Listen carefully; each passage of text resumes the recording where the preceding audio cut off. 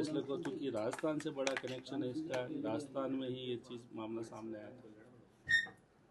देखिए, मैंने कल ही कहा था मीडिया को भी, ये समझ के परे है कि जब 3 तारीख को एग्ज़ाम हुआ था और छात्रों ने, अभ्यर्थियों ने 3 और 4 तारीख को ही पुलिस को रिपोर्ट कर दी, तो कोई परवाह नहीं करी पुलिस ने।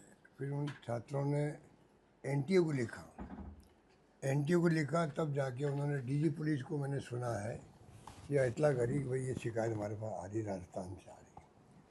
तब केस एसओजी को दिया गया, उन्होंने 20-30 लोगों को अरेस्ट कर लिया। पर ये समझ के परे है क्या कारण था कि एफआईआर तक दर्ज नहीं कर रहे थे। मैंने कल ही मांग करी कि आप एफआईआर दर्ज क्यों नहीं कर रहे हो, आपने बैठा रखा उनको, आप उनका अरेस्ट करें, कार्रवाई शुरू करें, जांच शुरू करें। पूरे राजस्थान की बदनामी हो रही थी। पर ये समझ नहीं आ रहा कि स्टेट गवर्नमेंट ने क्यों ऐसे इंस्ट्रक्शन दिए होंगे। एसओजी संस्था जो है उनके अधिकारियों में असमझ पैदा हो गई कि हम कार्रवाई आगे बढ़ाएं नहीं बढ़ाएं। ये खबरें भी आ रही थी एसओजी से भी। ये बहुत ही अनफॉर्चुनेट बात थी। अब सवाल ये कि 2024 में पेपर आउट हुआ, 25 में हुआ और 26 में हो रहा है। 3 साल लगातार एनटीए से पेपर आउट हो रहे हैं। जब तक आप तय में नहीं जाएंगे तो ये आगे भी ऐसी स्थिति बनती जाएगी। पहले भी जो एग्जाम होते हैं राज्यों में, वहाँ पे भी राजस्थान सहित, मैं जहाँ तक समझता हूँ शायद उसमें यूपी भी है, गुजरात भी है, हो सकता है एक आधा स्टेट में गलत बोल रहा हूँ, मतलब देहरादून का भी रिपोर्ट आई थी, बिहार से भी आई थी, कई राज्यों से आती रहती है। तो ये जो पेपर लीक के जो गैंग बन गए हैं अलग अलग राज्यों में और राष्ट्रव्यापी, इससे हमारे जो नौजवान पीढ़ी बहुत दुखी है। तैयारी करते हैं, एग्ज़ाम होते हैं, फिर एग्ज़ाम रद्द करने पड़ते हैं। हमें भी राजस्थान पेपर एक आउट हो गया, रद्द करना पड़ा था। तो ये बहुत बड़ी एक समस्या, चुनौती के रूप में हमारे सामने है।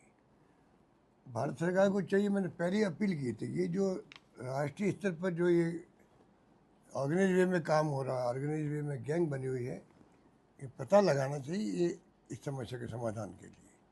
अब आप आश्चर्य करोगे, अभी यह राजस्थान में एसओजी जांच कर रही है, वो पेपर जो राजस्थान से आउट हो गए, जयपुर या सीकर से, जो हम सुन रहे हैं, उसने एफआईआर लॉन्च आज भी नहीं करी है, आज की होगी।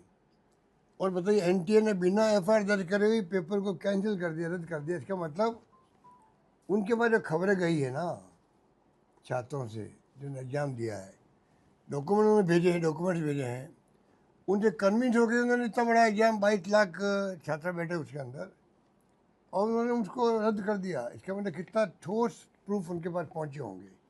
जो उनके पास पहुंच चुके हैं, एनटीए के पास पहुंच चुके हैं, नेशनल एजेंसी के पास में, तो राजस्थान गवर्नमेंट के पास एसओजी के पास नहीं पहुंचे क्या? तो पता नहीं है क्या बदनामी के डर से, क्योंकि हमें बदनाम कर रहे हैं 2 साल से, पेपर आउट पेपर आउट, हम तो स्वीकार करते हैं। पर हमारे ये नहीं भूलना चाहिए कि हमारे वक्त में केस दर्ज होते थे, हमारे वक्त में ही पेपर रद्द होते थे, वापस एग्जाम करवाते थे। पर ये जो इनकी जो अप्रोच है ना, वो नेगेटिव अप्रोच है। पूरे देश की बदनामी, राजस्थान की बदनामी हो रही है, एसओजी की बदनामी हो रही है कि राजस्थान के एसओजी ने क्यों नहीं एफआईआर दर्ज करी, क्यों नहीं उन्होंने रिपोर्ट भेजी हुई, बताएं पब्लिक को भाई हमने रिपोर्ट भेजी थी। तो ये सब रहस्य बने हुए। बहुत ही दुखद घटना है ये, जिसमें एनटीए को ये पेपर रद्द करना पड़ा, सीबीआई को जांच देनी पड़ी। मैं उम्मीद करता हूँ अब भी समय है, लॉजिकल कंक्लूजन तक पहुँचे सीबीआई भी, पता लगाया कि और जहाँ जहाँ पेपर आउट हो, आर्मी में हो जाते हैं, जुडिशरी में हो जाते हैं, सब संस्था में पेपर आउट हो रहे हैं। तो ये फन फॉर ऑल, हमेशा के लिए प्रॉब्लम हल होनी चाहिए, मेरा मानना है। मेरी रुचि उसके अंदर है कि सरकार किसी पार्टी की हो, पेपर आउट होना बहुत बड़ी घटना होती है। तो मैं समझता हूँ कि उसके लिए किस प्रकार से हमेशा के लिए बीमारी समाप्त हो। बेरोजगारी बहुत ज़्यादा है, लोग कहते हैं बेरोजगार लोग क्या करें, ये धंधा पकड़ लिया, धंधा शुरू कर दिया इन लोगों ने। बड़े बड़े नेता उसमें कई बार शामिल होते हैं, ऐसे नाम भी आते हैं। तो ये मैं समझता हूँ इन बातों में बहुत गंभीरता से लेना चाहिए सरकार। अब सरकार, भारत सरकार तो क्या है, चुनाव जीतने का उनका एजेंडा खाली, बस चुनाव जीते कहते, ये इनके प्रकरण साम दाम दंड भेद काम लो। अरे भाई, चुनाव जीतना मैं तो पूर्ण हो सकता है, पर साथ में जो ये घटना हो रही है उनको रोकने बहुत आवश्यक होता है। जो मंत्री जी है हमारे धर्मेंद्र प्रधान जी, उनको चाहिए कि वो ध्यान दे इसके ऊपर। उनको चाहिए विशेष रूप से, वो मंत्रालय के मंत्री हैं, कि पेपर आउट क्यों हो रहे हैं, बताएं देश को। सर, बाकायदा एक व्हाट्सएप ग्रुप था, जिस व्हाट्सएप ग्रुप को बनाया गया था, उस व्हाट्सएप ग्रुप में लोगों को जोड़ा भी जा रहा था और उसमें बाकायदा कोड दिए गए थे कि जिसको कोड को देख करके उसमें जोड़ा जा सकता था, उसमें पेपर लीक हुआ है। तो ऑर्गेनाइज गैंग की बात होगी ना, ऑर्गेनाइज गैंग होती है वो ये काम कर सकती है ना, व्हाट्सएप ग्रुप बनाने का, किस प्रकार हम इस पेपर को कैसे पहुंचाएं लोगों तक, कैसे पहुंचाएं, ये तमाम जो है डिपेंड करता है कि वो कितने एक्सपर्ट लोग हैं अपने हुनर के अंदर, वो ये काम कर रहे हैं।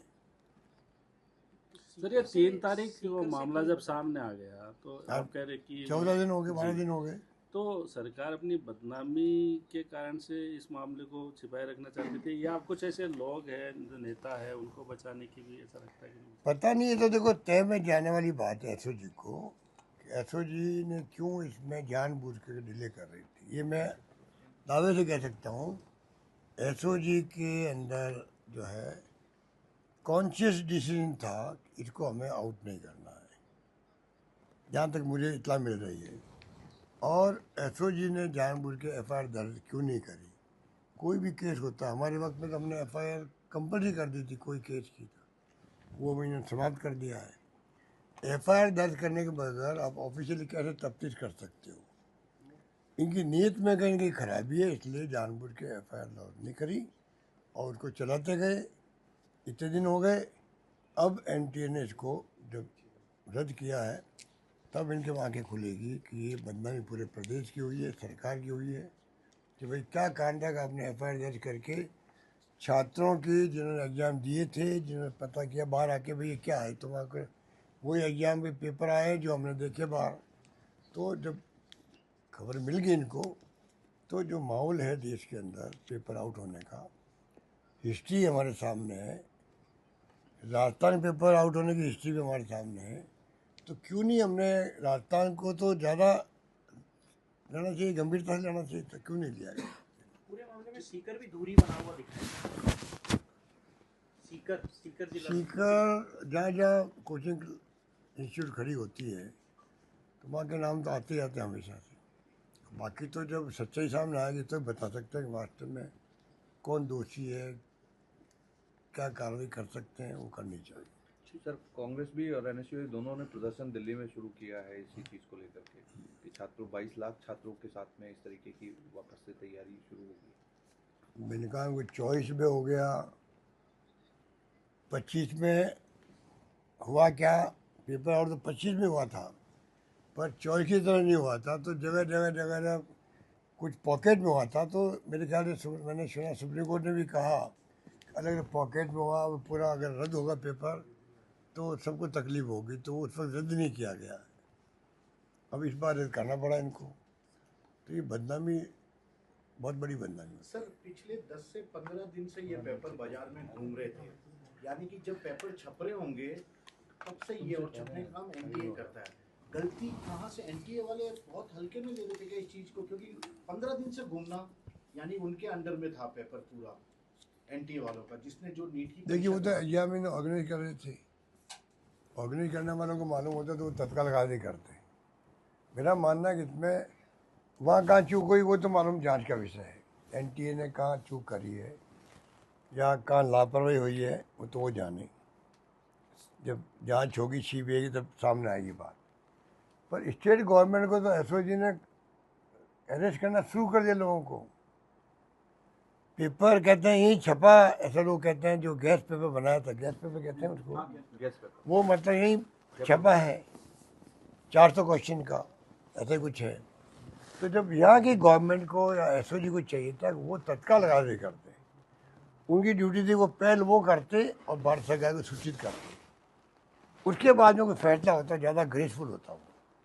इन्होंने छिपाया क्यों उसको, 20-30 लोगों को पकड़ा, बैठ गए। और तो बहुत बड़ी घटना है। एसओजी के अंदर क्यों ये किसने इशारा किया उनको कि आप ये एफआईआर दर्ज मत करो, ये भी मालूम पड़ना चाहिए लोगों को। पर क्यों ये सरेंडर किया गया, समझ के परे है।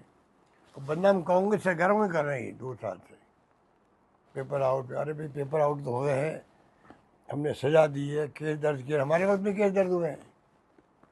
जो पकड़े गए हैं ना, हमने उनके अरेस्ट किए थे। आरपीएससी मेंबर है तो अरेस्ट किए थे, ये क्यों भूल जाते हैं? हमने अरेस्ट किए ना। हमारी सरकार के बारे में कुछ भी तुम बोल दो कि सरकार में तुम लोग हो, ये पूछो वो अरेस्ट किसने किए? सरकार हमारे वक्त में अपॉइंटमेंट थे मेंबर के। अब उन्हें क्या गलती की क्या नहीं की वो जाने, वो बताएंगे, सफाई वो देंगे। उनको फंसाया गया, सच्ची बात है झूठी बात है वो जाने और ऐसा ही जाने। पर हमने तो उनको अरेस्ट किए थे जब रिपोर्ट हमारे पास आई, तब हमारे वक्त में अरेस्ट शुरू हुई है सब केसों के अंदर। आपका जेजेएम का केस है महेश जोशी वाला, हमारे वक्त में हमने अरेस्ट किए, उसमें केस हमने शुरू किया। एसीबी में हमने उसको केस दर्ज किया, जांच शुरू करी, अरेस्ट कर लिया हम लोगों ने। तो हमारे तो खुद के किए हुए हैं, तो ये क्या बहादुरी बताते हैं। शिव सिंह राठौड़ है